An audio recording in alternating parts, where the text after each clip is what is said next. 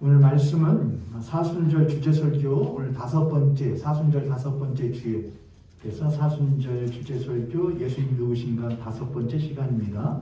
본문은 지난주 우리들이 인간의 삶의 의미를 찾아준 철학자 예수 그리스도를 하다가 마무리를 하지 못해서 오늘 이어서 좀 더 확대해서 하려고 합니다. 본문은 똑같습니다. 마가복음 10장 35절부터 45절까지의 말씀입니다. 마가복음 10장 35절부터 45절까지 제가 하나님 말씀 받들어 봉독하도록 하겠습니다. 세베대의 아들 야고보와 요한이 주께 나와 여짜오되 선생님이여 무엇이든지 우리가 구하는 바를 우리에게 하여 주시기를 원하옵나이다. 이 시대 너희에게 무엇하여 주기를 원하느냐. 여짜오되 주의 영광 중에서 우리를 하나님 주의 우편에 하나님 좌편에 앉게 하여 주옵소서. 예수께서 이르시되 너희는 너희가 구하는 것을 알지 못하는도다. 내가 마시는 잔을 너희가 마실 수 있으며 내가 받는 세례를 너희가 받을 수 있느냐. 그들이 말하되 할 수 있나이다.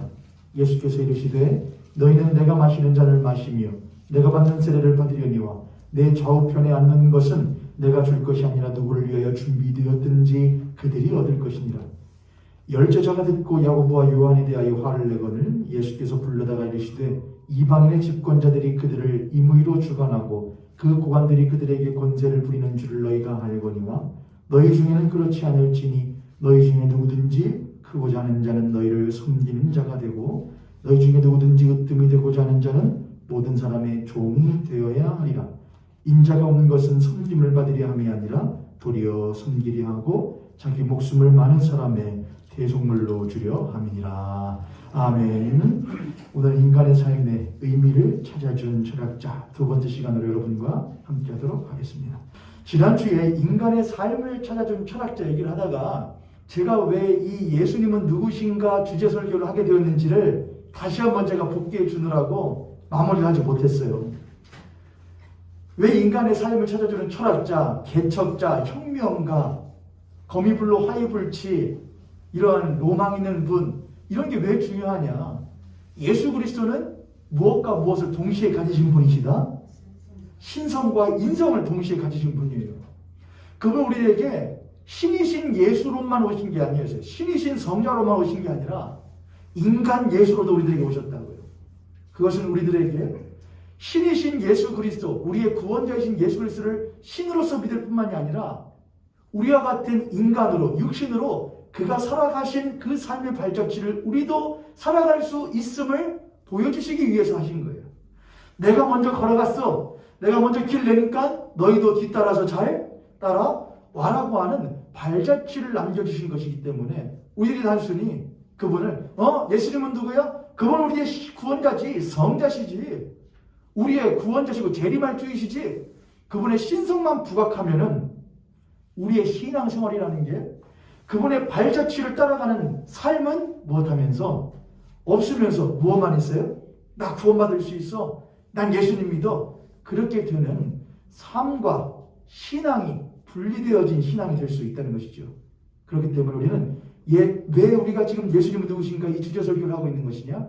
예수 그리스도의 신성과 인성을 고루 살피며 예수 그리스도께서 살아가신 육신의 삶을 우리도 뒤따라가기 위해서 가는 것이죠. 그래서 지난주에 우리의 인간의 삶의 의미를 찾아준 철학자 첫 번째 시간을 했는데 오늘 이어서 해보려고 합니다. 지난주에 했던 것이 인간의 탄생과 죽음 그리고 그 사이에 삶에 대한 의미를 찾아준 철학자를 했어요. 그래서 그 예수 그리스도께서는 인간이 어떤 존재냐? 인간이 하나님의 택함받고 사랑으로 창조되어진 존재다. 다 아시는 거죠. 그리고 더 중요한 것은 그 인간에 대한 하나님의 소명이었어요. 부르신 자다 이것이죠. 그게 첫 번째 철학이었어요. 두 번째는 뭐냐? 제가 본래 준비해놨던 주제들이 있었는데 제가 또 하다가 예수 하면은 믿지 않는 사람들도 예수의 철학이 뭐냐? 예수의 철학. 믿지 않는 비신자들도 예수 하면 생각나는 게 뭘까요, 여러분? 예수 하면 생각나는 거예요. 십자가. 그렇죠. 십자가는 중요한 표식인데 그 십자가를 통해서 무엇을 알려주었다? 사랑이에요. 예수 그리스도의 가장 중요한 철학이 뭐냐? 사랑이에요. 사랑. 동서고금을 막론하고 어느 시대에나 사랑이라는 주제는 항상 인간에게 따라오는 중요한 주제였습니다. 왜냐하면 사랑이 없으면 무엇도 있을 수 없고 부부도 있을 수 없고 사랑이 없으면 무엇이 이루어질 수 없고 가정이 이루어질 수 없고 사랑이라고 하는 중요한 바탕으로 한 서로에 대한 배려, 관용, 용서가 없으면 사회라고 하는 국가라고 하는 공동체가 형성될 수 없기 때문에 인간에게 있어서 사랑이라는 것은 그냥 시장 저작거리에서 서로 떠도는 시장의 사랑에서부터 친구와 친구의 귀한 사랑, 부부의 사랑, 그리고 자식과 부모 간의 깊은 사랑에 이르기까지 사랑이라는 주제는 인간에 있어서 사실은 가장 밀접한 철학이었거든요. 그런데 그 사랑을 가장 우리들에게 가깝게 알려준 이가 누구냐? 또한 현실적으로 실현시켜 주신 이가 누구냐? 바로 예수 그리스도였다고 하는 것입니다. 사랑을 예수께서 어떻게 우리들의 삶 가운데에 보여주신 철학자이셨는가? 그분은 사랑의 시작을 이렇게 말씀하세요. 사랑하면 먼저 시작점이 있어야 돼요. 시작점. 예수께서는 사랑의 시작을 무엇으로 말씀하셨느냐? 사랑의 시작은 바로 하나님으로 말씀하셨어요. 하나님. 우리가 그 하나님을 먼저 사랑하는 것이 아니라 하나님이 세상을 이처럼 무엇하시어서 사랑하시어서 자신의 아들을 보내실 뿐만이 아니라 이 세상을 무엇하셨다고 하는 것? 창조하셨다고 하는 것. 그게 바로 사랑의 시작이에요. 그래서 사랑의 시작은 뭐냐? 하나님이에요. 하나님. 이건 매우 중요해요. 제가 제 아내하고 사랑해요? 안 사랑해요? 사랑하잖아요. 그런데 내가 내 아내와 사랑하는데 이 사랑이 어디에서 시작된 거지? 사랑은 해요. 내가 내 자식도 사랑해요. 내 친척들을 사랑하고요. 제 교회 공동체 사랑해요. 근데 사랑을 하는데 이게 어디서 시작된 것이지를 생각한다는 거예요. 이 사랑은 어디서 출발된 것이지? 예수님은 그것을 누구에게서? 그건 하나님에게서 시작된 사랑이라 이렇게 말하는 거예요. 그러면은 뭐가 달라지느냐? 우리가 그냥 내가 내 개인적으로 아는 사랑을 하면은 그 사랑은 언제든 무엇할 수 있냐? 변할 수도 있어요. 끝날 수도 있어요. 다시 할 수도 있고요. 그러나 그것이 어디서 시작된 것이라고 하면은 하나님으로부터 시작된 것이라고 하는 순간 그 사랑에는 신성이 부여돼요. 인간과 인간의 사랑을 넘어서서 그 사랑은 하나님께서 조물주께서 인간에게 부여하신 사랑이라는 것을 우리는 깨닫게 돼요. 그때부터 그 사랑은 감히 내가 함부로 할 수 없는 사랑이 되는 것이죠. 이해되셨죠, 여러분? 인간에게 그것을 알려주신 것이었어요. 예수께서. 그 다음, 그게 사랑의 시작이에요. 그 사랑의 시작이 성경 구약으로 가게 되면은 어디에 드러나게 되느냐? 바로 창조를 통해서 드러나게 되죠. 창조를 하는 순간 하나님께서는 하늘과 땅, 바다, 생물들, 동식물들, 인간들 그 모든 것이 하나로서 뭐가 되느냐? 공동체가 되는 거예요. 서로 무엇하지 않을 수 없는, 서로 사랑하지 않을 수 없는 공동체가 된 거예요. 그렇죠. 근데 그들은 항상 무엇을 잊지 않게끔 하나님이 하시느냐? 일곱째 날에 뭘 하심으로? 안식하심으로 말미암아 그들을 지으신 하나님이 그들을 무엇 하신다는 것? 사랑하신다는 것을 알려주는 게 안식이었어요. 내가 너희를 사랑해. 아유, 고영희 권사님 십자가 목걸이가 눈에 확 띄는데요. 아유, 좋습니다. 내가 너희들을 사랑한다는 것을 잊지 마라. 그러니 너희들도 사랑하게 되거든. 보다 보면은 숫공작은 무엇에서 꼬리를 펴가지고서는 암공작이, 우리들 뭐 다큐멘터리 같다 보면은 수컷공작이 날개를 핍니다. 저 날개를 피는 것은 암컷에 대한 무엇이죠? 구애의 표현이죠. 그냥 이렇게만 하잖아요. 근데 그걸 넘어서서 그리스도인에게 또한 사람들에게 아니 그것을 창조하신 하나님의 사랑으로부터 발현되어진 거야. 그때부터 인간과 모든 사회 공동체의 사랑이라는 것은 신성이 부여된 사랑으로 변하게 되는 거예요. 이건 아주 중요한 혁명이었죠. 조금 더 가면 이제 부부와 가정하게 되니까 그때 좀 더 다루도록 하겠습니다. 사랑의 시작은 창조였고 그 사랑의 표현은 바로 하나님과 모든 만물이 함께 안식하는 안식일이 바로 사랑의 표현이었던 거예요. 야, 쉬자. 아유, 욕받다. 야, 6일 동안 창조하느라고 힘들었다. 야. 그게 아니고 내가 너희들 얼마큼 사랑하는지 알겠지. 이게 안식이었던 거죠. 그 사랑을 표현하는 데 있어서 이 사랑을 표현하는 게 쉬워요, 안 쉬워요, 여러분? 쉬운 사람도 있을 거예요. 그렇죠?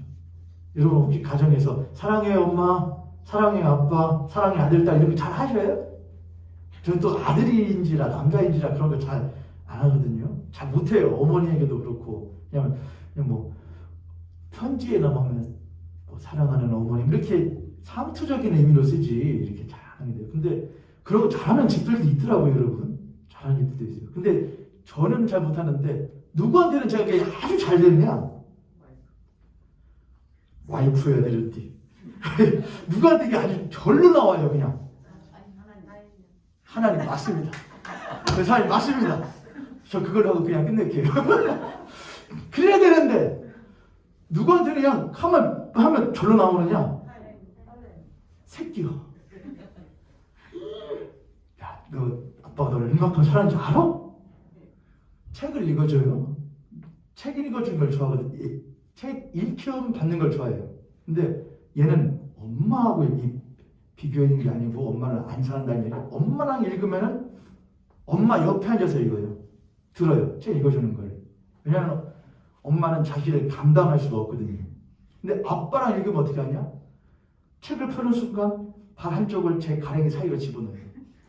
들어올라고 비집고. 그래서 제 품에 안겨서 읽어요. 근데 이제 얘가 조금씩 몸뚱이가 커지니까 저를 뭉개버리거든요. 막 뭉개요. 막 힘들어요. 근데 좋아요. 아빠가 지금 책 읽어주는데 얘는 아빠의 등짝으로 뭣도 느끼고 아빠의 온기도 느끼잖아요. 아빠가 읽어줄 때 훈김도 느끼잖아요. 뒤통수로. 저는 책 읽어주는 게 아니고 그 아이한테 뭐를 주고 있는 거냐? 사랑을 주고 있는 거거든요. 그래서 야, 내가 너 얼마나 지금 이뻐가지고 아빠 읽어주는 줄 알아? 이게 사랑이죠. 사랑을 표현하는 거예요. 저절로 되는 거예요. 그러니까 하나님이 자신들의 자기가 만드신 피조물들을 다 모아놓으시고 안식하시는 건 끌어안고서는 책 읽어주시는 거예요. 하늘을 보세요. 바다를 보세요. 산을 보세요. 천지 지으신 우리 여호와. 읽어주시는 게 사랑이에요. 그 사랑을 시작하신 것은 창조고 그 사랑의 가장 아름다운 표현은 안식이에요. 하나님과 만드시는 우리 아버지와 함께하는 안식이에요. 근데 그 사랑이 이제 우리의 삶 가운데에 드러난 모습들이 있어요. 그 가장 원초적인 모습이 바로 뭐냐? 부부예요. 부부. 그리고 그 부부에서 뭐로 발전하느냐? 가정이 나오죠. 그 가정들이 모여서 뭐가 되느냐? 사회 공동체, 나라가 되게 되는 것이죠. 부부도, 가정도, 사회도, 나라도 결국에는 무엇 없이는 제가 말했죠. 사랑이 근간이라고요. 그 사랑을 근간으로 해서 그 위에 서로에 대한 관용, 용서, 포용 다 나오게 되는 것이에요. 협치, 합의, 그 사랑을 근거로 하는 거예요. 사람에 대한 존중, 배려 전부 다 나요. 사랑이 근거예요. 그런데 그 사랑이 누구로부터 온 하나님으로부터 온 사랑이라고 아는 순간 그것을 아는 그리스도는 내가 왜 너를 사랑해야 돼? 내가 왜 너를 존중하고 관용하고 배려해줘야 돼?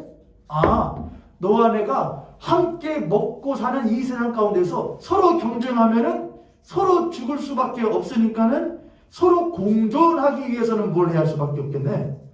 서로 공존할 수밖에 없으니까 뭐 해야겠네? 서로 도와야겠네? 라는 의미가 아닌 거예요. 내가 너를 사랑하는 것은 예수님이 알려주신 건 그거였어요. 이스라엘 백성들에게 너희들이 왜 서로 사랑해야 돼? 이스라엘 민족이 똘똘 서로 뭉치지 않으면은 강대국들 사이에서 무엇할 수가 없어. 버텨낼 수가 없어. 그래서 사랑하라고 하신 거였던가요? 아니었던 거예요. 너희들 이스라엘 백성들이 왜 하나가 되어야 해? 너희들이 세계 모든 민족 가운데 뛰어난 민족 되기 위해서는 하나로 뭉치지 않으면 안 돼. 1등 되기 위해서는. 그게 아니었어요. 너희들이 서로 사랑하는 것은 그 사랑이 누구로부터 온 사랑이기 때문이다. 하나님으로부터 온 사랑이기 때문이다. 이걸 알려줬던 거예요. 이스라엘 백성은 그걸 몰랐던 거예요. 그들의 머릿속에는 우리는 하나가 돼. 우리는 서로 사랑하는 백성이 되자. 왜요? 1등 돼야 되거든요. 우뚝 서야 되거든요. 살아야 되거든요. 생존을 해야 되거든요. 근데 예수님이 아니 그것 말고 그 사랑은 천지를 지으신 하나님으로부터 온 사랑이니 거저 받은 사랑으로 거저 사랑이라는 말씀을 하신 것이 바로 예수의 사랑 철학이었던 거예요. 이사야서 몰랐죠. 뭔 말이에요 이게. 그리고 예수님께서는 그 사랑을 있는 이 세상 가운데에 눈에 보이는 것으로 확연하게 보이신 바로 증표가 무엇이냐면은 십자가였던 거예요. 십자가. 자신이 천지를 창조한 하나님이심에도 불구하고 사랑을 시작하시고 사랑을 표현하셨던 그분이며 모든 사랑의 근간이심에도 불구하고 그 사랑을 왜곡하여 내 구미에, 내 성질에, 내 성향에 맞지 않으면 언제든지 단절되기도 하고 끊어내기도 하고 버려버리기도 하고 배제하기도 하는 인간의 부족하고 왜곡하고 편협한 사랑 가운데에 직접 자신의 몸을 던져 십자가의 죽으심으로 말미암아 네가 나를 십자가에 못 박아 죽일지라도 나는 너를 버리지 아니하리라 말씀하신 것이 예수의 십자가였던 거예요. 그 십자가 앞에 사람들은 멘붕이 오는 거예요. 멘탈이 붕괴가 되는 거예요. 이건 뭐지?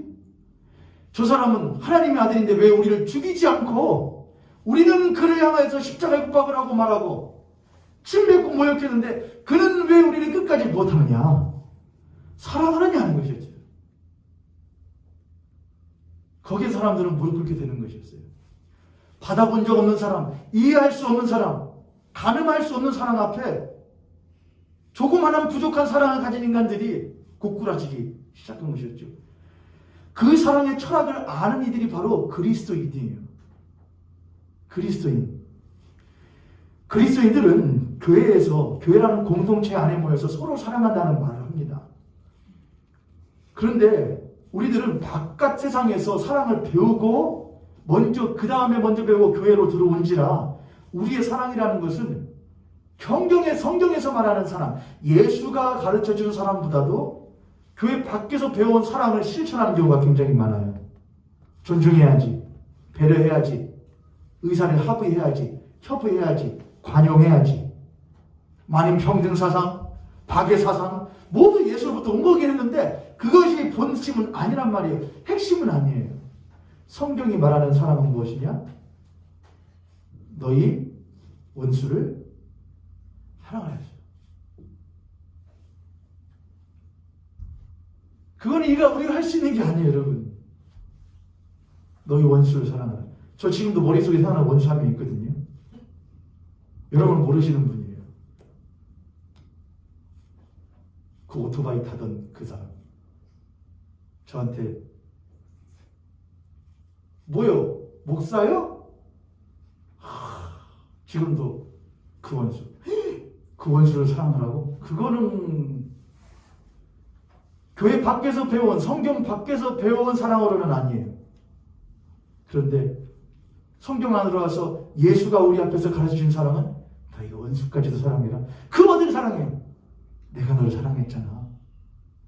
내가 너에게 말하는 그 사랑은 너희들이 세상에 배워온 사랑이 무엇인지도 모르겠으나 그 사랑은 누구로부터 온 것이다? 하나님으로부터 온 것이다. 네가 하는 사랑이 아니라 하나님이 주신 사랑으로 사랑하는 것이다. 그 단절되어져 있었던 하나님으로부터 오는 사랑이 우리들의 인간의 사랑이라는 것이 끊겨져 있었는데 그것을 이어주시는 것이 바로 예수의 역할이었고 예수의 철학이었다는 거예요. 내 사랑이 아니고 부부와의 사랑이 하나님의 사랑으로 이루어져 있으니 나는 하나님의 사랑으로 내 아내를 무엇해야 되는 것이구나. 바라봐야 되는 것이구나. 옛날 이 교회 우리 어르신들께서 그런 말 이제 많이 했거든요. 뭐냐면 바울 서신 가운데에 아내들이여 누구에게 복종하라.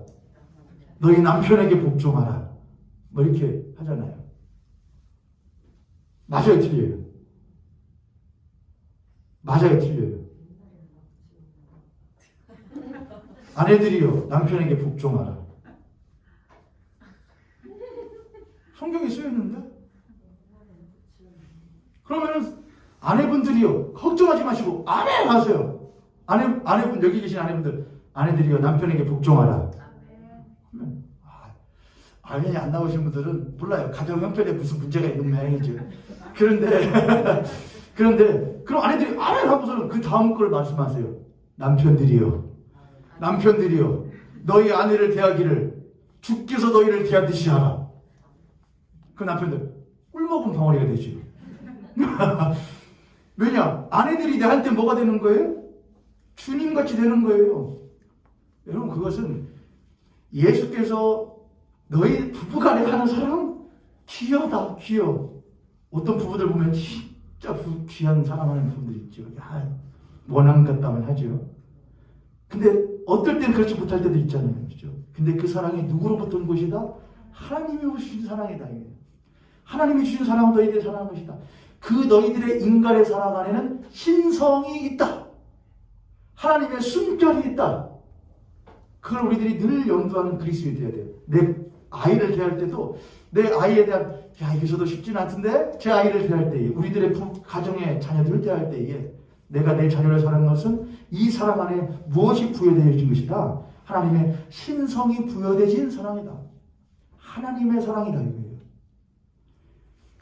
그렇게 할 때 우리는 우리들의 좁았었고 비틀어져 왜곡되어져 있었던 우리들의 사랑을 하나님의 사랑에 빗대어 고치고 수정하고 바꾸어 가면서 하나님께서 우리들에게 보여주신 사랑으로 우리의 가까운 이웃인 부부, 자녀, 가정, 사회 공동체를 바라보는 사랑의 철학을 배운 그리스도인이 되어가는 줄 믿으시기를 바랍니다. 우리 옆에 선생님 같은 선생님 보시고 우리 그렇게 한번 축복하도록 하겠습니다. 당신을 사랑하는 것은 내 사랑이 아니라 하나님이 나를 먼저 사랑하시고 하나님이 당신을 또한 사랑하셨기 때문입니다.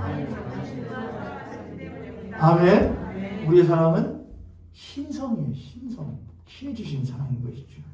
그게 바로 예수의 철학 가운데 중요한 하나에 있던 사랑이었어요.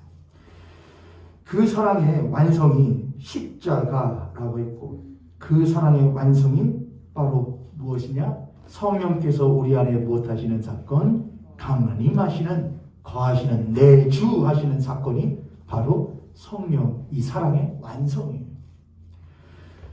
사랑이라는 것은 내 모든 것을 주는 것이고 사랑이라는 것은 그 사람과 영원토록 함께 있고 싶은 것이고 그렇게 보면은 십자가라는 것은 예수께서 이 모든 것을 창조하신 분임에도 불구하고 우리와 같은 죄인과 이 세상을 위하여 모든 것을 내어주신 사건이고 우리와 함께 영원토록 함께 하시길 원하여 자신의 성령을 보내시어 우리 안에 거하시도록 하시는 사건이고 그래서 우리는 성령이 우리 안에 오셨네? 그럼 뭘로 받아들여야 되는 것이냐? 하나님의 한없는 사랑. 예수의 십자가가 있네? 그걸 볼 때마다 무엇을 확인해야 되느냐? 하나님의 한없는 사랑이에요. 사랑. 우리는 사랑받기 위하여 태어난 사람들이고 우리는 사랑받기에 충분하다는 것을 예수께서는 알려주신 것이었죠. 그리고 그분은 그러한 사랑의 철학을 늘 누구들에게 전하셨느냐? 누구에게요? 사랑받지 못하던 자들에게요. 빈자들에게, 소외받던 자들에게, 자기를 사랑받기에 부족하다고 여기는 자들에게 늘 가셔서 사랑을 말씀했던 거예요. 우리 그리스도인들의 사랑의 표현도 또한 사랑의 대상도 사실은 우리 사회의 그늘진 곳을 늘 향해야 합니다. 사랑받기 부족하다고 사랑받기에는 턱없이 악하다고 말하는 이들에게도 그리스도인은 그렇지 않다고 당신은 하나님의 사랑을 받기에 충분한 존재라고 말할 수 있는 존재가 되어야 돼요. 그래서 교회 안에서 기독교를 빙자하여 진리를 수호한다고 거룩을 수호한다고 말하면서 다른 단체나 다른 집단을 무엇하는 멸망당할 사탄의 자식이라고 함부로 말하는 집단들은 절대로 옳지 않아요. 무엇에 근거했을 때에? 예수의 사랑의 철학에 근거했을 때에. 제가 어디 말하는지 모르시겠지요? 교회를 빙자하고 목사를 빙자해서 정치 집단 안에서 서로에 대하여 사탄의 자식들하고 망해야 될 지옥의 자식들이라고 함부로 언급하는 것은 절대로 못하다. 옳지 않아요. 욕을 하더라도 그들을 살리기 위한 욕이 돼야 되는 거예요. 살리고 싶으면은, 여러분 그럴 때 있잖아요. 여러분 자녀들한테 가끔 나쁜 말을 하실 때 있어요, 없어요, 여러분? 있으시죠? 정도의 차이는 있겠습니다만은 나쁜 말 하실 때도 있어요. 하지만 본심은 뭐잖아요, 여러분? 본심은 사랑이잖아요. 진짜로 안 죽여요. 요즘엔 하긴 죽이는 부모님들도 있긴 하던데. 근데 하나님의 사랑이라는 것은 하나님의 사랑을 아는 그 철학을 배운 그리스도인들이라고 한다면 함부로 그들을 향해서 못할 수 없느냐? 함부로 그들을 죽인다니, 사탄의 자식이라니, 마귀 자식이라니. 여러분 이단을 예로 들어줘. 이단들을 대상으로 해서 우리들이 저 마귀 새끼들이라고 그러죠. 저거 다 막 지옥 자식들이라고 말하면 돼야 안 돼요? 우리에게 그걸 말할 권리가 없어요, 여러분. 저 신천지, 저 이만희, 저 마귀 새끼들이라고요. 우리는 그에 대해서 말할 권리가 없어요. 하나님이 그들을 어떻게 하실까요? 하나님이 그들을 사랑하실까, 안 사랑하실까요? 예? 자기가 하나님이라고 그러고 자기가 성령이라고 하는 사람들 하나님 사랑하셔요? 사랑하시고 안 사랑하셔요? 저는 사랑하실 것 같아요. 왜냐하면 지금 그들의 모습이 예수께서 오실 때의 2000년 전의 모습은 더했었거든요. 난리천지였거든요. 그래도 불구하고 하나님 이 세상을 이처럼 못해서 이처럼이에요. 독생자를 취직하게 사랑하자. 근데 그 사랑을 배운, 그 철학을 배운 그리스도인들이 함부로 마귀 새끼니 지옥 자식이니 함부로 말할 수 있습니까? 없죠. 그것이 예수 그리스도의 두 번째 철학이었던 사랑이었습니다. 그 사랑을 하나로 응축하여 하나님께서, 예수께서는 우리들에게 가르쳐 주시는데 그게 뭐냐? 야, 너희들 하나님 뭘 하라고 말씀하시더냐? 할 때에 하나님을 무엇하고? 사랑하고 내 이웃을 네 몸과 같이 사랑하라. 근데 우리 좋은 한자가 있더라고요. 뭐냐면은 이런 사상 가운데에, 동양 사상 가운데 이게 있어요. 경천의 인사상이거든요. 경천의 인사상이에요. 하늘을 공경하고 사람을 못하는 것. 사랑하는 경천의 인. 홍, 이, 인, 간. 논리 인간을 못하게 하는 것. 이렇게 하는 것. 제, 세, 이, 화. 세상을 고쳐 이롭게 하고 아름답게 하는 것. 홍익인간 제세와 경천의 인사. 그런 거 볼 때마다 동양 사상의 놀라움을 제가, 동양 사상이 참 기독교에 사랑하고 많이 맞는 것이 있다. 틀린 부분도 많이 있지만 그런 것도 있다. 그래서 그리스도인들이 그러한 철학에서 경천의 사상, 제세와 홍익인간 그런 걸 말할 때에 우리 기독교에도 중요한 사랑의 철학이 있어. 그게 뭐냐? 하나님을 사랑하고 네 이웃을 네 몸과 같이 사랑하라 하셨어. 그것이 우리들의 철학이에요. 세 번째 마지막으로 예수의 철학은 무엇이냐? 저를 따라서 소망이었어요.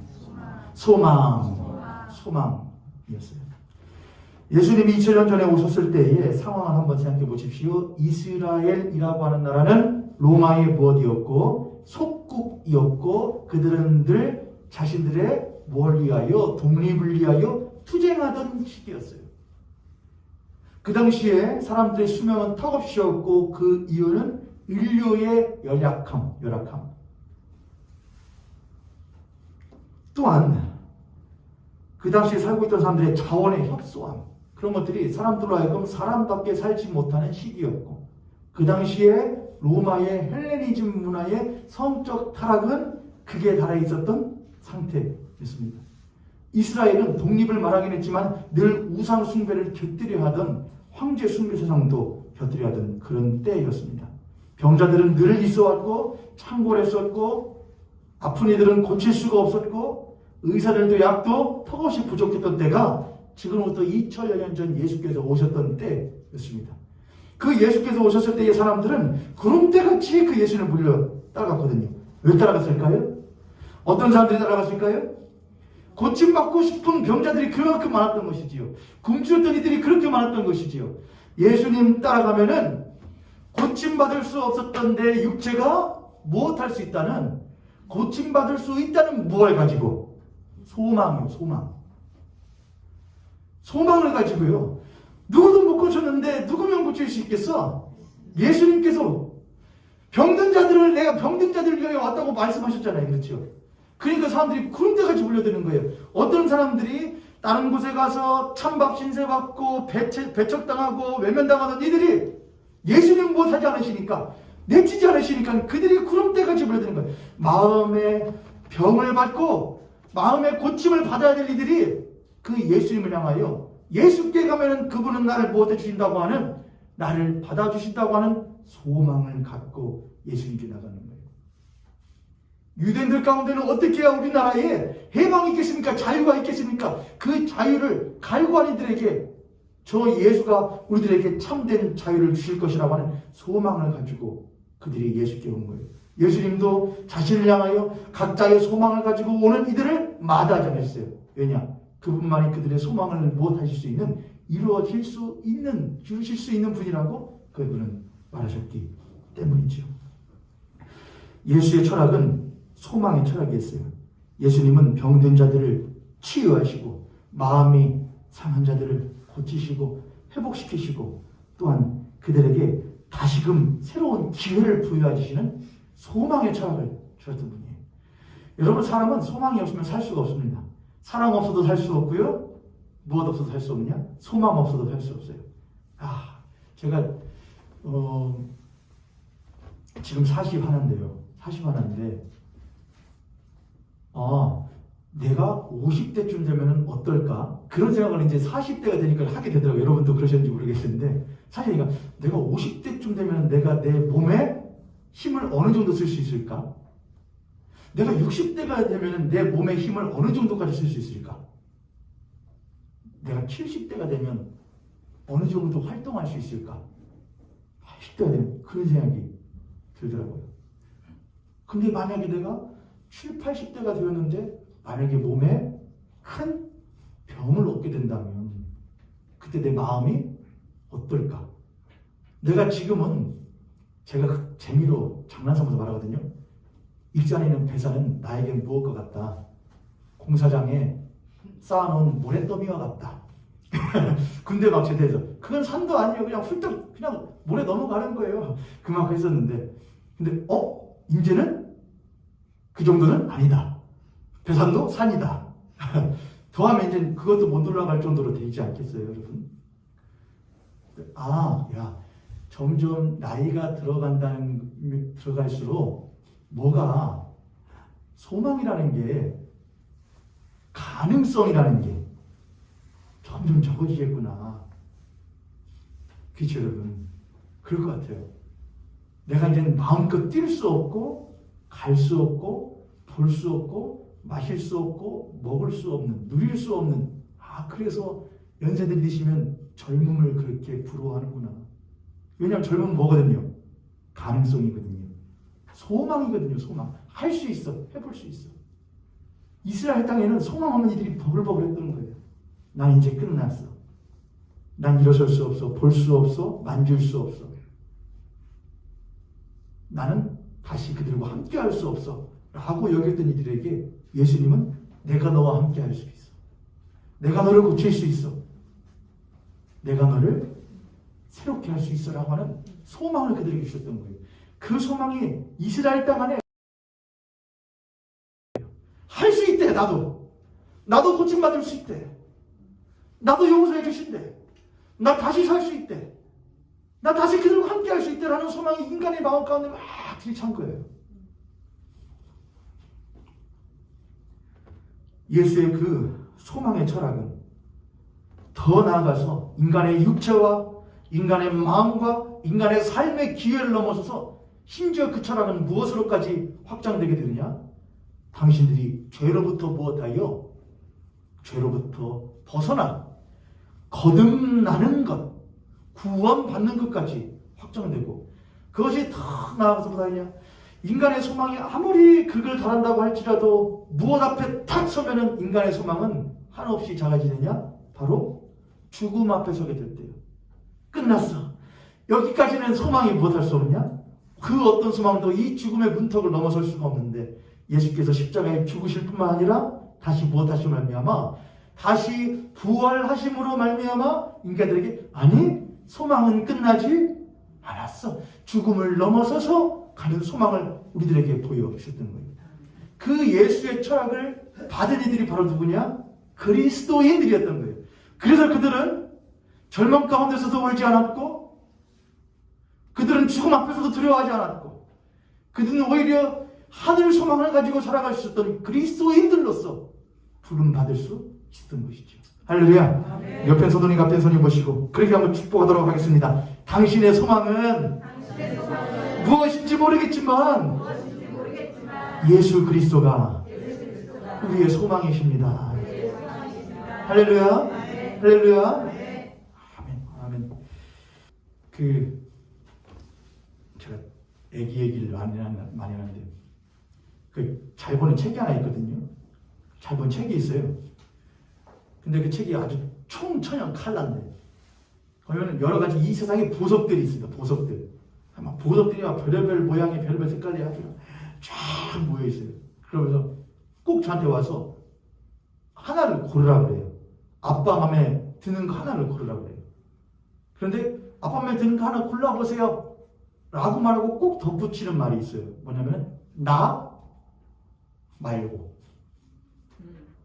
아빠 여기 중에 뭐가 제일 이뻐요? 하나만 골라보세요. 나 말고. 왜냐면 저는 뭐하면 아빠 이 중에 뭐가 제일 이쁜 옷 같아요? 쟤는 그게 뭔지 모를 거예요. 무조건적인 네가 제일 이걸 그게 소망이거든요, 여러분. 지금은 그냥 난 이게 이뻐. 난 이게 제일 이쁜 것 같아.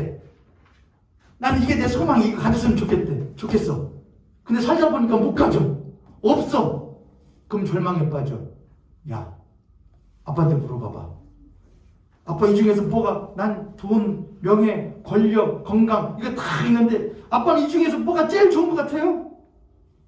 너 하나님한테 가져와서 하나님 돈, 명예, 권력 쫙 있는데 내가 갖고 싶은 가진 집 싹 다 있는데 집 다 있는데 이 중에 뭐가 제일 좋은 것 같아요? 하나님 보시기에는 너 그게 소망이에요, 여러분.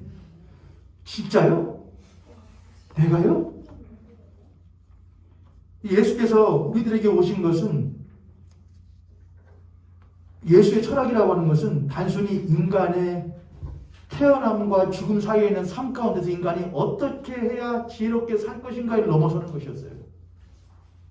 그래서 예수의 철학이라는 것은 늘 누구로부터 오는 것이냐? 저 하나님으로부터 오는 전능하신 하나님으로부터 오는 철학이 바로 예수의 철학이었던 거예요. 그래서 이게 철학이 아니라 이제 무엇이 되게 되는 것이냐? 이건 인간의 철학이 아닌 철학을 넘어서는 게 돼요. 그게 뭘로 돼서 되는 것이냐? 예수께서 위대한 철학자예요. 그렇죠, 여러분? 그건 모든 사람들이 인정하는 바예요. 예수는 위대한 철학자예요. 근데 그 예수가 십자가에서 뭐 하셔요? 처참하게 죽으셔요.